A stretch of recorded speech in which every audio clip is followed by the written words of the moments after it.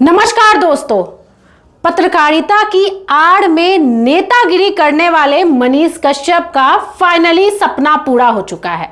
सालों से वो मेहनत कर रहा था इस आस में कि बीजेपी में वो शामिल हो जाए, बीजेपी उसको टिकट दे दे। हालांकि इस बार लोकसभा चुनाव में उसको टिकट तो नहीं मिला, लेकिन बीजेपी ने उसका दामन थाम लिया है। बोला आओ बेटा मनीष कश्यप, आ जाओ बीजेपी में शामिल हो जाओ। दोस्तों, मनीष कश्यप का सपना यही था, इसीलिए वो पत्रकारिता कर रहा था और पत्रकारिता की आड़ में अपना पहचान बना रहा था। चाहे उसके लिए उसको गाली देना पड़े, महिलाओं को अपशब्द बोलना पड़े, गरीबों को दौड़ा दौड़ा के मारना पड़े, या नेता मंत्री मतलब कोई भी पार्टी को कुछ भी बोलना पड़े, उसको फर्क नहीं पड़ता था। जेल जाना पड़े, हर चीज करना पड़े, बस उसका सपना था कि उसको बीजेपी चाहिए। क्यों चाहिए? क्योंकि बीजेपी देश का सबसे बड़ा पार्टी है। फाइनली आज मनोज तिवारी जी ने बहुत ही इज्जत से मनीष कश्यप के कंधे पर गमछा रखा और बोला आ जाओ बेटा, आ जाओ हमारे पार्टी में शामिल हो जाओ। बहुत सम्मान दिया गया, हम भी देखे उसको, बहुत अच्छा लगा हमें। चलिए भाई, हमारे बिहार का बेटा आगे बढ़ रहा है। लेकिन बिहार के लोगों को बेवकूफ़ बना करके, बिहार के लोग सोचते थे कि मनीष भैया हम लोग का भला करेंगे, मनीष भैया हम लोग के लिए कुछ बड़ा करेंगे, लेकिन ऐसा कुछ भी नहीं हुआ। दोस्तों, जेल से आने के बाद खूब मनीष भैया हुआ।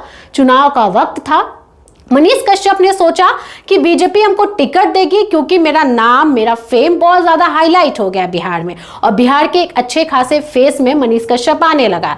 लेकिन जब बीजेपी ने मनीष कश्यप को टिकट नहीं दिया तो मनीष कश्यप निराश हो गया। फिर कभी बीजेपी कभी आरजेडी करने लगा। उसने ये भी कहा कि कुछ भी हो जाए लेकिन मैं चुनाव तो लड़ूंगा अगर मुझे दूसरी पार्टी भी मौका देती है, मतलब आरजेडी भी मौका देती है, जिसको वो लोग चारा घोटाला कहते हैं। सिंपल था कि मनीष कश्यप को लोकसभा से टिकट चाहिए था, जो उसको मिलने से रहा। तो उसने सोचा क्यों ना मैं निर्दलीय चुनाव लड़ जाऊं, क्योंकि भाई पहचान तो बना लिया है गाली वाली दे करके। तो निर्दलीय जब चुनाव पे खड़ा हुआ तो अच्छा खासा फैंस फॉलोइंग था, पहचानने वाले बहुत थे। अपने क्षेत्र में अच्छा खासा प्रचार प्रसार करने लगा, वहाँ की महिलाएं उनको दूध से नहलाने लगी। मतलब ये पूरा जो दृश्य था, मतलब सोशल मीडिया पे देख करके बीजेपी भी डर गई कि भाई कहीं ऐसा तो नहीं होगा कि हम लोग का वोट कटेगा, वोट कटवा बन जाएगा। कहीं ना कहीं बीजेपी को ये लगने लगा कि इससे हमारा लॉस तो नहीं होगा। इसीलिए बीजेपी ने सोचा कि क्यों नहीं बेटा, इसको अपने पार्टी में ले आते, मतलब बीजेपी में शामिल कर लेते। हालांकि हम इसको अभी टिकट तो नहीं देंगे, लेकिन अपने पार्टी में शामिल कर लेते। बाद का बाद में देखा जाएगा, फिर तो 5 साल बाद चुनाव आएगा।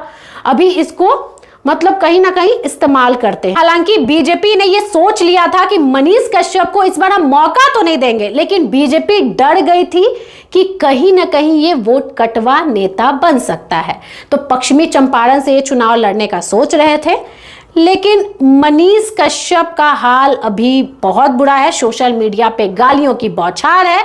लोग ये कह रहे हैं कि मनीष कश्यप धोखेबाज है, मनीष कश्यप चाटुकारिता करने लगे, मनीष कश्यप बीजेपी का दलाल बन गए, मनीष कश्यप बिहार के लोगों के इमोशन के साथ खेले हैं, मनीष कश्यप बिहार के उन तमाम गरीबों के साथ खेले हैं, उनके इमोशन के साथ खेले हैं, उन गरीबों को सीढ़ी बना करके आगे बढ़ रहे हैं। क्योंकि वो सपना लेकर के आए थे, गरीब के बेटा है, गरीब के बेटा है और हम नेता बनेंगे और आप लोग का सपना पूरा करेंगे। तो भाई आप बीजेपी में शामिल हो गए, अब बीजेपी जो बोलेगी आप वही करोगे।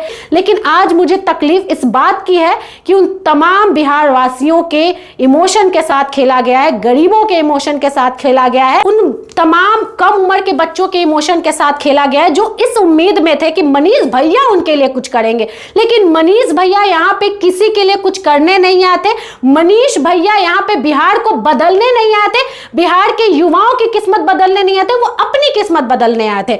और मुझे मतलब दुख तो इस बात का हो रहा है कि उस दूध का क्या होगा जो उस महिला ने मनीष कश्यप पे चढ़ाया था। और वहां पे तमाम जो युवा थे वो कह रहे थे मनीष भैया जिंदाबाद।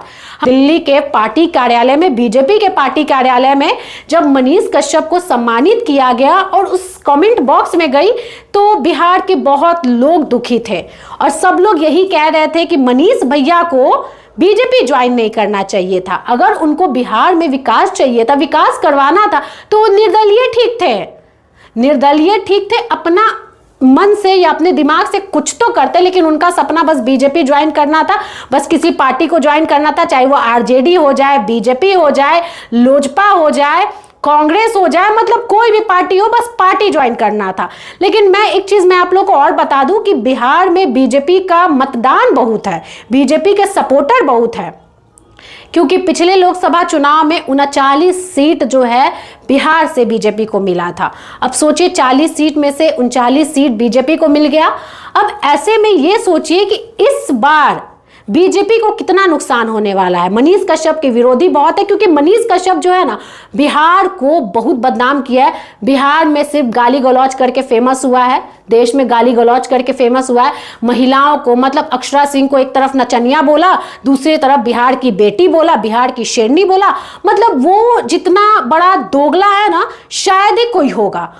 सबसे बड़ा पलटू राम तो मनीष कश्यप है, कभी इस तरफ पलटता है, कभी उस तरफ पलटता है, बस अपना किस्मत आजमा रहा है। किसी तरीके से हमको नेता बन जाना है, किसी तरीके से हमको कोई ना कोई विधायक या सांसद का सीट मिलिए जाए, और भाई हमको अपना सपना पूरा करना है, क्योंकि उसको बिहार के लोगों से कोई मतलब नहीं है। दोस्तों सच बता रही हूं, मैं जाते जाते बस यही कहूंगी कि बीजेपी ने एक गलत आदमी को अपने पार्टी में शामिल कर लिया है। मैं ऐसा इसलिए बोल रही हूं क्योंकि बिहार के लोग ऐसा कह रहे हैं। बिहार में जिस तरीके से मनीष कश्यप ने अपना छवि दिखाया, जो काम किया है, उसको लेकर के बिहार के लोग बहुत नाराज हैं, और कमेंट बॉक्स में लिखा हुआ था वही शब्दों का प्रयोग कर रहे हैं कि बीजेपी ने गलत आदमी को अपने पार्टी में शामिल कर लिया, जिससे इस बार 2024 के चुनाव में बीजेपी को बहुत नुकसान होने वाला है। एक समय आएगा कि मनीष कश्यप ना घर का रहेगा ना घाट का रहेगा, क्योंकि उसका एक स्टैंड ही नहीं है।